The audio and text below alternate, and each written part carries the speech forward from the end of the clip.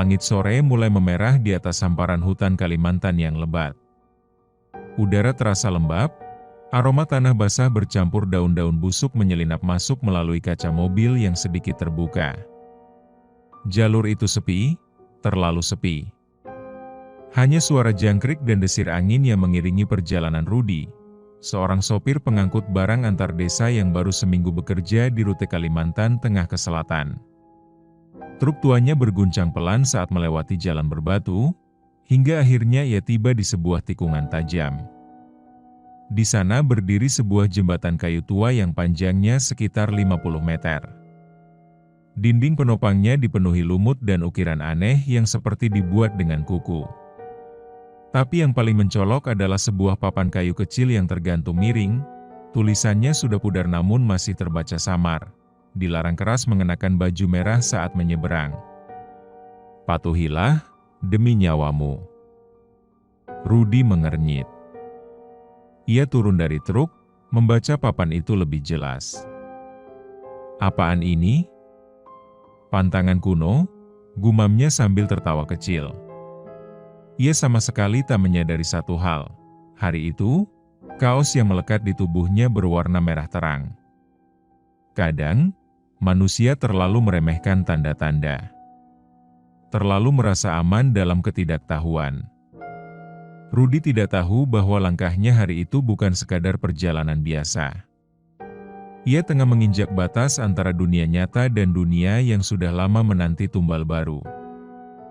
Pak, jangan lanjut. Jangan pakai merah. Suara anak kecil tiba-tiba terdengar dari arah belakang. Tapi ketika Rudi menoleh, tak ada siapapun. Hanya pepohonan yang bergoyang perlahan seolah menyembunyikan sesuatu. Ia menelan ludah, tapi tetap melanjutkan langkahnya tanpa tahu bahwa jembatan itu akan mengubah segalanya. Sebelum memulai kisahnya, pasang earphone-mu, biar horornya terasa lebih nyata. Kalau kamu suka cerita kayak gini, jangan lupa like, komen, subscribe, dan share ke teman-temanmu. Lorong Misteri selalu punya kisah yang siap bikin bulu kuduk merinding. Hening. Angin mendadak berhenti. Tak ada lagi suara jangkrik, tak ada desiran dedaunan, bahkan suara mesin truk pun seperti tenggelam dalam keanehan yang pekat. Rudi baru menyadari, sejak ia menjejakkan kaki di atas jembatan itu, dunia seperti berubah perlahan. Langkah kakinya terdengar jelas, krek, krek. Papan kayu tua di bawahnya mengerang lelah, seolah ingin roboh kapan saja. Di sekelilingnya, kabut tipis mulai muncul dari dasar sungai di bawah jembatan. Ia berhenti sejenak. Matanya menyipit, mencoba menembus keanehan yang tiba-tiba menyelimuti udara. Ia berpikir ini hanya imajinasinya, kelelahan karena perjalanan panjang. Namun, ada sesuatu yang tak biasa. Langkahnya tadi hanya satu. Tapi kenapa sekarang terdengar dua langkah? Tok-tok. Seolah ada orang lain yang mengikutinya dari belakang, dengan jeda yang terlalu rapi. Rudi menelan ludah. Perlahan ia menoleh. Tapi kosong. Tak ada siapapun. Jangan panik, Rud. Jangan halu, gumamnya menenangkan diri. Namun ketika ia kembali menatap ke depan, ada sesuatu yang kini berdiri di tengah jembatan. Sosok itu tidak bergerak. Hanya berdiri tegak. Mengenakan kain putih kusam yang berlumur tanah, rambutnya panjang menutupi wajah, dan jari-jarinya menggenggam erat sebuah boneka lusuh yang kepalanya hampir copot. Kembalikan bajunya. Suaranya lirih, nyaris seperti desahan angin, namun menusuk langsung ke dada Rudi. Ia mundur satu langkah. Tapi papan di belakangnya mendadak patah, nyaris membuatnya jatuh. Ia terdiam. Nafasnya memburu. Dunia seolah menjeratnya dalam pilihan yang mustahil, mundur ke jurang atau maju ke sosok tak dikenal. Hanya ada satu hal yang belum disadarinya. Warna merah pada bajunya semakin mencolok di tengah kabut yang menghitam. Rudy berdiri terpaku. Ia tak bisa lari, tak bisa menjerit, bahkan tak bisa menangis. Sosok perempuan itu mulai melangkah pelan, menyeret kakinya di atas kayu tua yang gemeretak di setiap langkah. Boneka lusuh di tangannya terayun-ayun, menimbulkan suara aneh seperti rintihan bayi. Kembalikan darahnya, Rudy membatin. Darah? Apa maksudnya? Tiba-tiba, jantungnya berdetak lebih cepat. Dalam ingatannya, ia teringat cerita dari seorang tetua desa saat mengantar barang minggu lalu, tentang jembatan yang dibangun di atas tumbal darah seorang gadis kecil yang mengenakan baju merah puluhan tahun lalu. Sejak saat itu, siapapun yang mengenakan warna yang sama akan dianggap sebagai pengganti, sebagai penggenap ritual lama. Rudy mulai berlari, memaksakan tubuhnya untuk menembus kabut yang kini seperti menggigit kulit. Tapi suara langkah kedua itu kembali mengikuti. Kali ini lebih cepat, lebih berat, dan lebih banyak. Bukan satu, tapi banyak. Dari balik kabut, muncul bayangan-bayangan lain, berbaju merah, dengan wajah kosong dan mata menghitam. Mereka melangkah bersamaan, mengikuti Rudy, menuju ujung jembatan yang entah apakah masih nyata atau hanya fatamorgana dari dunia lain. Rudy tak sadar, kaos merahnya kini mulai basah. Bukan karena keringat, tapi karena cairan merah yang menetes dari atas kepalanya, entah dari mana. Angin sore itu masih berhembus kencang, membawa bau tanah basah yang menusuk hidung. Di kejauhan, suara kodok bersahutan, bersatu dengan rintik hujan yang mulai mereda. Langit tetap kelabu, seolah menahan mentari agar tak pernah menyinari desa ini. Di balik pepohonan, samar-samar terdengar suara gesekan ranting, seperti ada yang sedang mengintip dari kegelapan. Randy berdiri di bawah pohon beringin itu, menatap kuburan yang tidak pernah basah. Tubuhnya menggigil, entah karena dingin atau ketakutan yang semakin menjalar ke seluruh tubuhnya.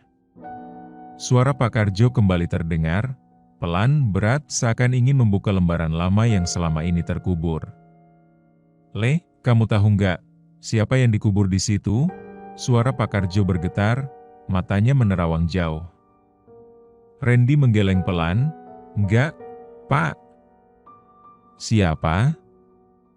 Pak Karjo menghela napas panjang. "Namanya Pak Raji.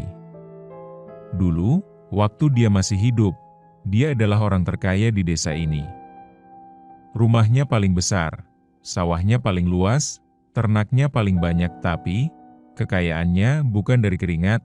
Suasana seketika berubah lebih mencekam. Angin berdesir pelan, membawa suara daun-daun kering yang bergesekan, seperti bisikan-bisikan yang mengintai. Pak Raji itu, Le, dulunya cuma orang biasa. Hidup pas-pasan. Tapi sejak dia pulang dari perjalanan ke Gunung Kendil, hidupnya berubah total. Kaya mendadak. Sawah-sawahnya tiba-tiba panen berlipat-lipat, dagangannya laris manis, apapun yang dia sentuh jadi emas. Pak Karjo menatap lurus ke arah pusara kering itu. Tapi, ya itu tadi, sejak saat itu, rumahnya juga jadi aneh. Malam-malam sering terdengar suara orang menangis, kadang suara gamelan atau suara langkah kaki, padahal nggak ada siapa-siapa. Randy menelan ludah. Matanya menyusuri setiap sudut makam yang kering itu, seolah takut kalau ada sesuatu yang tiba-tiba muncul. Pak Karjo melanjutkan, dengan suara lebih lirih, "Orang-orang sudah lama curiga. Tapi ya, siapa yang berani ngomong? Wong dia orang paling kaya, punya kuasa. Tapi, uang itu, Le, kalau datangnya dari tempat yang salah pasti ada balasannya, dan benar saja, balasan itu tidak datang ketika ia hidup, tapi setelah kematiannya, bahkan sampai hari ini, bumi pun enggan menerimanya." Sejak saat itu, rumahnya juga jadi aneh. Dengar suara orang menangis, kadang suara gamelan di setiap sudut makam yang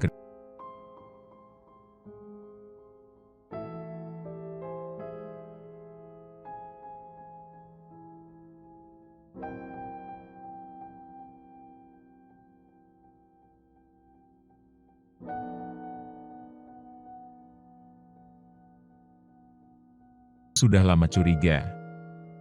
Tapi ya, siapa yang berani ngomong? Wong dia orang paling kaya, punya kuasa. Sejak saat itu, rumahnya juga jadi dengar suara orang menangis.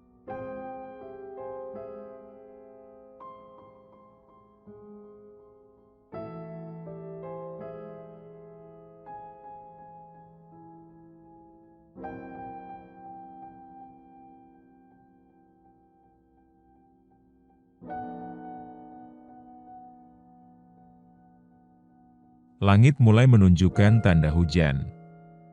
Petir menyambar di kejauhan, dan cahaya kilat memperlihatkan raut wajah Rara yang penuh luka dan ketakutan.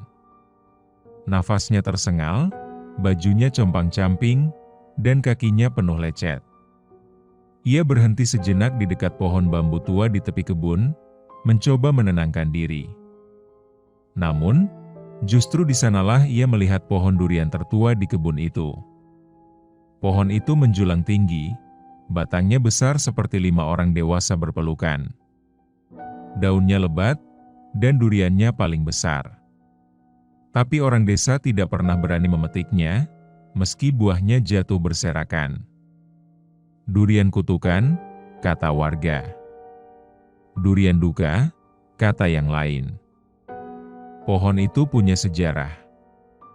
Konon dulu ada seorang wanita muda bernama Duma, anak kepala kebun durian. Ia cantik, lembut, dan sangat mencintai seorang pemuda desa seberang. Namun, cintanya dikhianati. Duma mengandung anak di luar nikah, dan si lelaki lari tanpa tanggung jawab. Ayahnya marah besar, merasa dipermalukan. Dalam amarahnya, ia mengusir Duma dan mengurungnya di pondok kecil dekat pohon durian tua. Waktu itu durian sedang musim. Hari demi hari, Duma hidup dalam penyesalan. Tapi tidak ada yang datang menolong. Suatu malam, suara tangis Duma terdengar dari pondok. Dan keesokan paginya, ia ditemukan tergantung di dahan pohon durian itu. Sejak saat itu, setiap musim durian, ada saja orang yang melihat sosok perempuan di atas pohon, menyisir rambut panjang sambil tertawa kecil. Dan hanya wanita muda yang datang sendiri yang bisa melihatnya. Karena Duma percaya, semua wanita seharusnya tahu bahwa cinta bisa jadi kutukan, bila tak ditemani kehormatan dan harga diri. Rara menatap pohon itu. Kini ia tahu, sosok tadi adalah Duma. Dan mungkin, karena ia sendiri, karena ia perempuan, ia bisa melihat dan mendengar yang tak bisa didengar orang lain. Angin berembus pelan. Daun durian tua jatuh satu-satu seperti air mata yang tak pernah berhenti.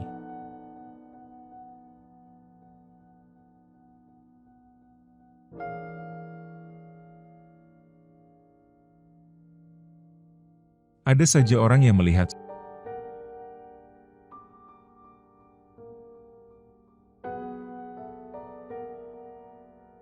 pohon itu. Kini ia tahu, dan mungkin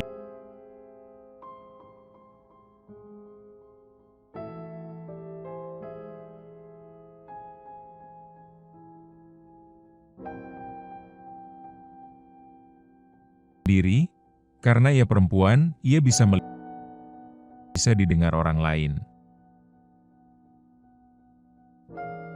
Daun puluhan tahun yang lalu, sebelum jalanan beraspal menyentuh desa itu, sebelum truk-truk melintas dan suara klakson menggantikan kicau burung liar, jembatan itu dibangun oleh tangan manusia dan air mata. Di pinggiran desa bernama Pulang Petang, sebuah desa kecil yang terletak jauh di Kalimantan Tengah, hidup seorang dukun tua bernama Mak Niah. Makniah dikenal sebagai penunggu hutan. Ia bukan dukun biasa. Ia tidak mengobati, tidak menjampi.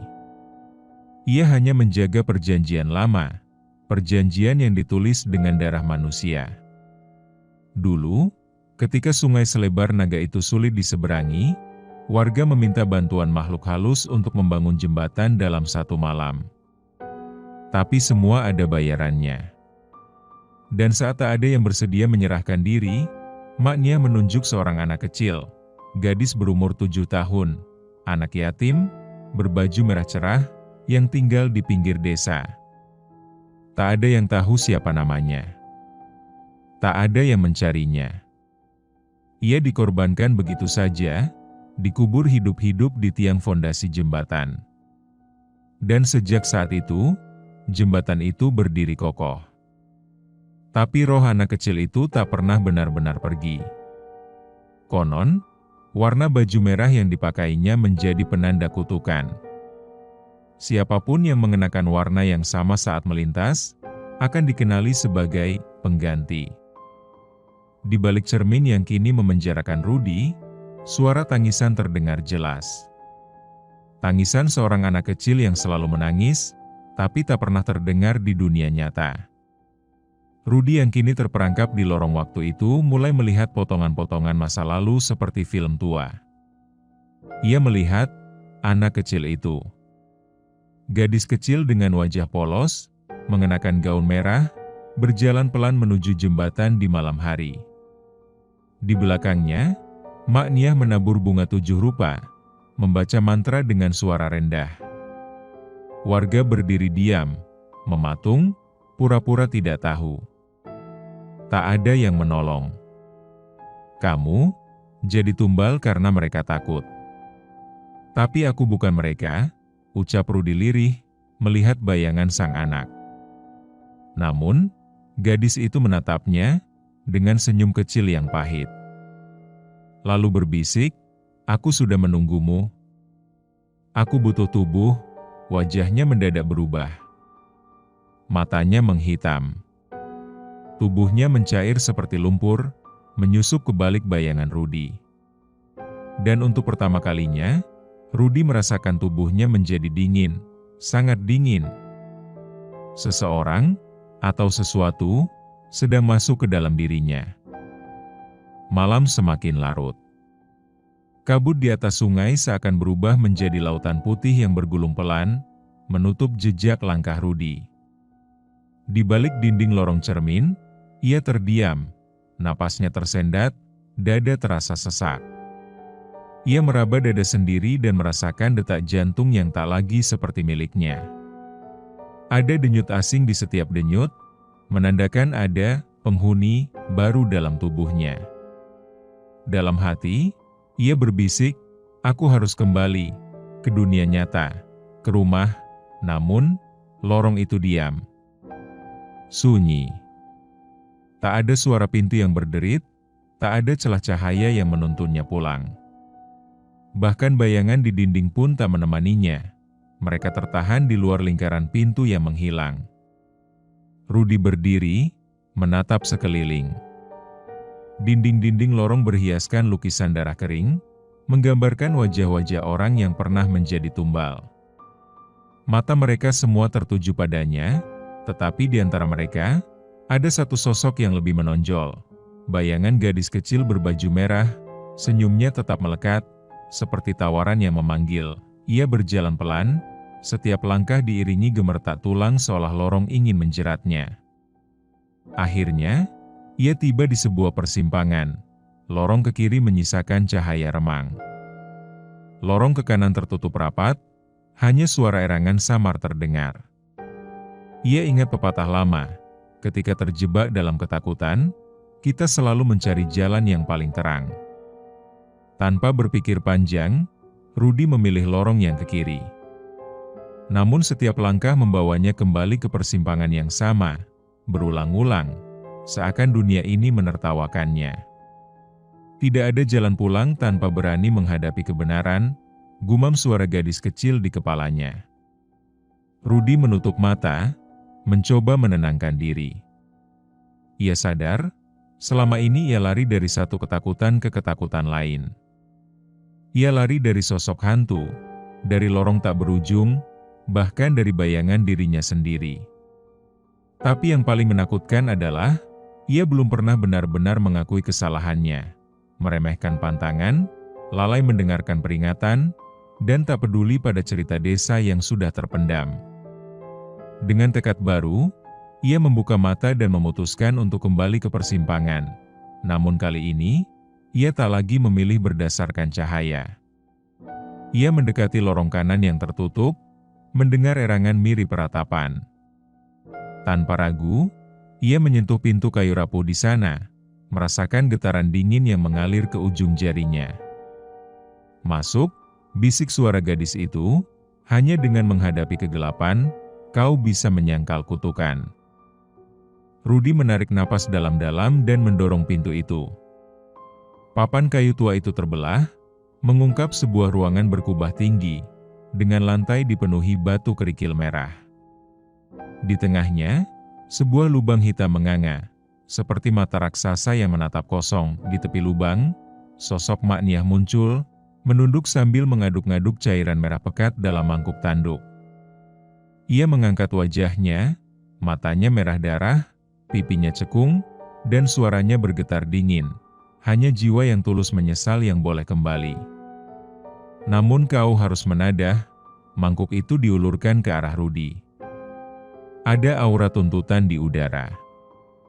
Rudi tahu, ia harus memutus siklus ini dengan berani menghadapi kesalahannya dan menumpahkan darah kesalahpahaman yang ia bawa. Wali pada peringatan, percaya pada yang kecil, dan mengerti arti pengorbanan sesungguhnya. Tangan Rudi gemetar saat ia menadah mangkuk tanduk. Cairan di dalamnya berkilau seperti darah segar. Ia menunduk, menutup mata, dan mengucap lirih, aku menyesal telah meremehkan nyawa yang tak bersuara. Suasana di dalam ruang berkubah itu terasa seperti dunia yang diciptakan hanya untuk satu tujuan, menghakimi. Dinding-dindingnya berdenyut pelan seperti jantung yang terluka.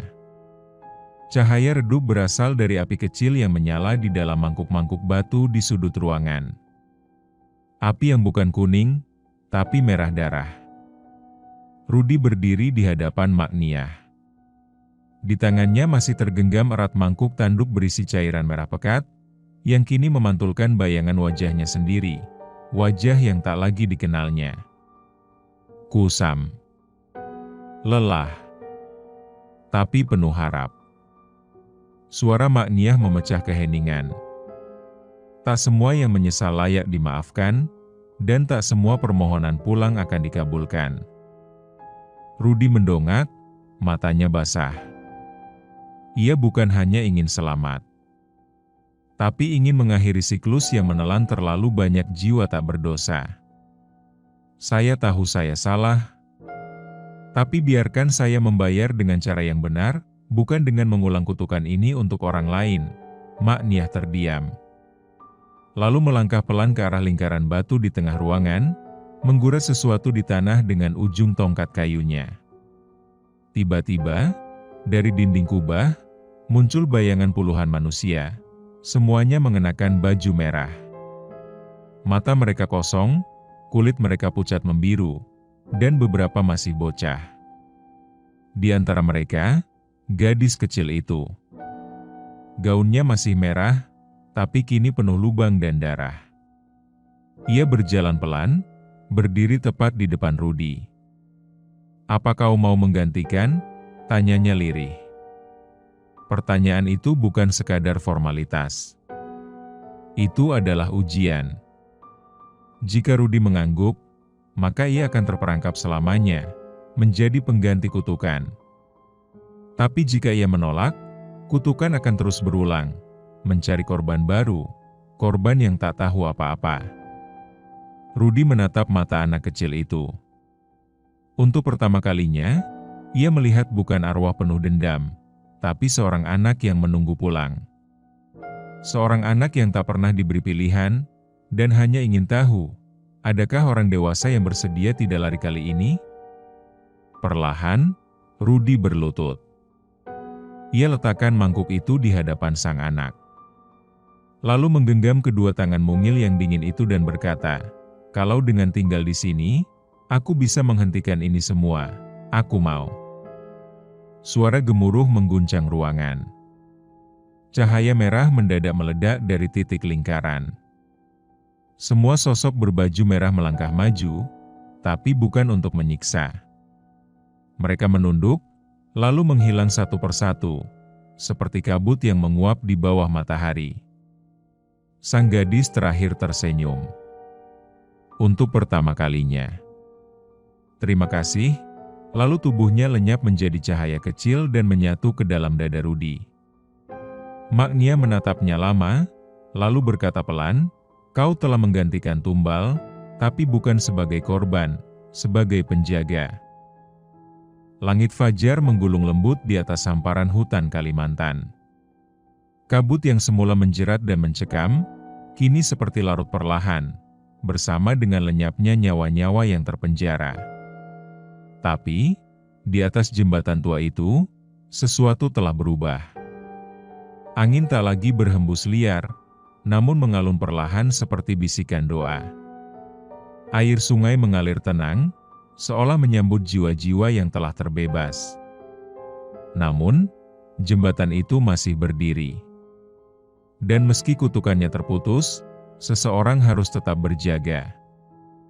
Rudy berdiri di tengah jembatan. Tapi ia bukan lagi sosok yang sama. Bajunya masih merah, namun tubuhnya nyaris transparan. Ia bukan manusia lagi. Tapi juga belum sepenuhnya arwah. Ia, semacam penjaga batas. Seseorang yang dipilih oleh kegelapan, tapi memilih untuk menjadi cahaya kecil di antara dua dunia. Tatapannya kosong, namun dalam. Tak ada ketakutan. Tak ada harapan. Hanya tanggung jawab. Tak akan ada lagi yang mati sia-sia karena warna, ucapnya lirih, suaranya ditiup angin. Sejak hari itu, warga desa Pulang Petang tak lagi melihat arwah gadis berbaju merah. Tak ada lagi yang kerasukan saat melintasi jembatan. Tak ada lagi suara tangis tengah malam, atau langkah kaki kedua yang membuntuti dari belakang. Tapi, mereka mulai melihat sosok pria bertubuh samar, berdiri diam di tengah jembatan saat senja turun. Tidak menyeramkan. Tidak juga menyerang. Hanya diam, seperti mengamati siapa yang melintas. Dan anehnya, setiap orang yang hendak menyeberang sambil memakai baju merah, selalu mendadak berhenti, berbalik, dan tak pernah melanjutkan perjalanan. Seolah ada suara lembut yang hanya mereka yang peka bisa dengar, "Jangan lewat sini sekarang. Belum waktumu." Orang-orang pun mulai percaya, jembatan itu tak lagi dikutuk, tapi dijaga. Rudy tidak pernah kembali ke dunia nyata. Rumahnya sepi. Truknya berdebu. Namanya perlahan dilupakan. Tapi bagi jembatan itu, bagi jiwa-jiwa yang hampir tersesat, nama Rudy akan selalu hidup. Ia adalah orang pertama yang berani tinggal, saat semua orang hanya ingin pulang. Waktu terus berjalan, tapi manusia selalu lupa. Beberapa tahun telah berlalu sejak hilangnya teror baju merah di jembatan Pulang Petang. Warga mulai merasa aman. Mereka tak lagi memedulikan papan kayu tua peringatan di ujung jembatan. Bahkan sebagian mulai menganggap cerita tentang tumbal gadis kecil itu hanyalah dongeng tua, kisah rakyat yang dibumbui ketakutan masa lalu. Lalu, datanglah seseorang dari luar desa. Seorang YouTuber muda bernama Alvin. Ia datang membawa kamera, drone, dan niat memburu konten mistis demi views dan AdSense. Jembatan angker di Kalimantan? Gue harus bikin video horor di sini. Siapa tahu viral? Ucap Alvin sambil merekam dirinya sendiri di depan jembatan yang kini terlihat biasa saja. Tak ada firasat, tak ada angin. Tapi dia datang, mengenakan jaket merah terang. Penduduk desa sudah memperingatkan. "Nak, jangan pakai warna itu. Kami tahu terornya sudah reda, tapi jangan sembrono." Tapi Alvin hanya tertawa. "Ah, cuma mitos. Justru kalau kayak gini, makin banyak yang nonton." Dan seperti itulah, kutukan yang telah dikubur hidup-hidup, perlahan bangkit kembali. Bukan karena arwah yang marah, tapi karena manusia yang menggalinya sendiri. Di tengah perekaman videonya, Alvin tiba-tiba mendapati drone-nya berhenti terbang. Baterainya penuh, tapi kamera mendadak gelap. Ia menatap layar, tapi bukan gambar jembatan yang terlihat, melainkan wajah seorang anak kecil. Berlumur tanah. Matanya kosong. Senyumnya getir. "Kembalikan darah yang telah hilang," terdengar suara dari headphone-nya. Alvin terdiam. Matanya melebar. Ia menoleh ke jembatan, tapi tak ada siapapun, namun kamera terus menyala sendiri. Merekam. Memutar ulang tangisan. Dan di dalam hasil rekamannya, ia melihat seseorang berdiri di ujung jembatan. Samar, mengenakan baju merah. Wajahnya tak tampak, tapi tubuhnya menggigil seperti menahan tangis. Itu bukan dirinya. Alvin mencoba pergi, tapi kakinya berat. Udara mendadak dingin, lalu panas. Langit yang cerah berubah kelabu. Angin berhembus, dan dari balik kabut, sosok Rudy muncul. Tak lagi utuh. Matanya sayu. Wajahnya penuh luka bakar. Tapi auranya masih sama, pelindung. "Pergilah. Jangan bangunkan mereka." Tapi Alvin mengangkat kamera, tetap merekam. Ia berpikir ini konten emas. Lalu kamera jatuh. Suara langkah berderap. Suara tangis bocah bersahut-sahutan. Papan kayu jembatan berderit seperti bernyawa kembali. Alvin menghilang. Yang tersisa hanya jaket merahnya, tergantung di tiang jembatan. Sejak hari itu, kamera drone-nya berputar sendiri setiap malam jam 12, merekam jembatan kosong yang tak pernah sepi. Prime, terima kasih sudah mendengarkan kisah ini sampai habis. Jangan lupa like, komen, subscribe, dan share ke teman-temanmu. Lorong Misteri akan selalu punya kisah yang siap bikin bulu kuduk merinding, dan jika mau request judul cerita, silahkan komen di kolom komentar di bawah. Kami akan buatkan untuk kalian.